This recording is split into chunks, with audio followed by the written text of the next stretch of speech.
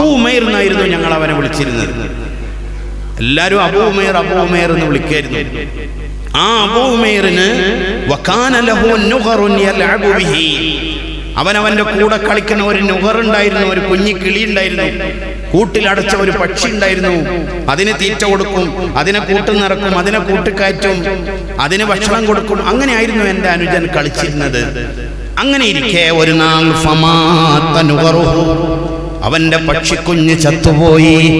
ഒരു കുഞ്ഞിന്റെ മനസ്സ് വേദനിക്കാൻ അത് മതി, അതൊരു പക്ഷിയല്ലേ, പക്ഷെ കുഞ്ഞിന്റെ മനസ്സിൽ അത് വലുതാണ്. ഇതറിഞ്ഞിട്ട് ആരാ വരുന്നത്? ഫദഖല അലൈഹി നബിയ്യു സല്ലല്ലാഹു അലൈഹി വസല്ലം, അബൂ ഉമൈറിനെ കാണാൻ വരികയാണ് ഒരു നാൾ പുണ്യ നബി സല്ലല്ലാഹു അലൈഹി വസല്ലം.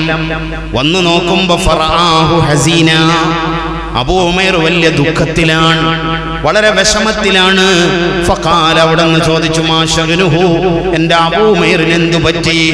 അവൻ ഹാപ്പി അല്ലല്ലോ, അവന്റെ മുഖമൊക്കെ വിവരണമായിട്ടുണ്ടല്ലോ, അവന്റെ മുഖത്തൊരു സങ്കടമുണ്ടല്ലോ. ഞങ്ങൾ പറഞ്ഞു, നബിയെ മാത നുഗറുഹു, അവന്റെ പക്ഷിക്കുഞ്ഞ് ചത്തുപോയി, അതിന്റെ വിഷമത്തിലാണ്. എന്താ അവിടുന്ന് ചെയ്തത്? ആ മോനെ ഇങ്ങ് ചേർത്ത് പിടിച്ചു.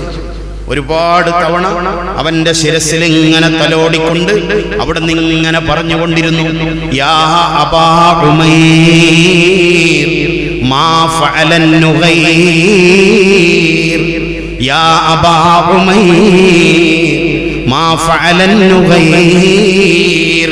മോനെ അബൂ ഉമൈറേ, മോന്റെ പക്ഷിക്കുഞ്ഞിക്ക് എന്ത് പറ്റിയടാ? മോന്റെ പക്ഷിക്കുഞ്ഞിക്ക് എന്ത് പറ്റിയടാ? സാരമില്ല മോനെ, സാരമില്ല. ഒരു കുഞ്ഞ് കളിക്കുന്ന പക്ഷിക്കുഞ്ഞ് ചത്തുപോയപ്പോ അതിനെ ആശ്വസിപ്പിക്കാൻ പോയ നേതാവാരാണ്? മുഹമ്മദ് മുസ്തഫ സല്ലല്ലാഹു അലൈഹി വസല്ലം. കസ്സഹിരി ഫീ തറഫിൻ, മയം ചെയ്യുന്നതിൽ അവിടെ ഒരു പുഷ്പം പോലെയാണ്. സ്ത്രീകളോടുള്ള കഥ ഞാൻ പറഞ്ഞു, കുഞ്ഞു മക്കളോടുള്ള കഥ ഞാൻ പറഞ്ഞു. ഇനിയോ നോക്കൂ നിങ്ങൾ, ലോകത്ത് ഒരുപാട് തൊഴിലാളി സംഘടനകൾ അല്ലേ, തൊഴിലാളികൾക്ക് വേണ്ടിയിട്ട് പ്രഖ്യാപനം നടത്താൻ കുറെ ആളുകൾ. ആമിന ബീവിയുടെ മുത്തുമോനെ പോലെ തൊഴിലാളികളെ ചേർത്ത് പിടിച്ച ഒരു നേതാവിനെ ലോകത്ത് കാണാൻ കഴിയോ? എന്താ അവിടെ നിന്ന് പറഞ്ഞത്? മുത്തനബി സല്ലല്ലാഹു അലൈഹി വസല്ലമ തങ്ങൾ പറഞ്ഞത്, അഅതുൽ അജീറ അജ്റഹു, ഇതാ കൂലി കൊടുക്കാൻ കൂലിപ്പണിക്കാരനെ വിളിച്ചാൽ അവന്റെ കൂലി നിങ്ങൾ കൊടുത്തോളണം. ഖബല അൻ യജിഫ അറഖുഹു, എപ്പോ കൊടുക്കേണ്ടത്? നാളെ തരാം എന്ന് പറയണ്ട. കാശ് കീശയിൽ ഉണ്ടെങ്കിലേ അവനോട് പറമ്പ് കിളക്കാൻ വരാൻ പറയാവൂ. വൈകുന്നേരം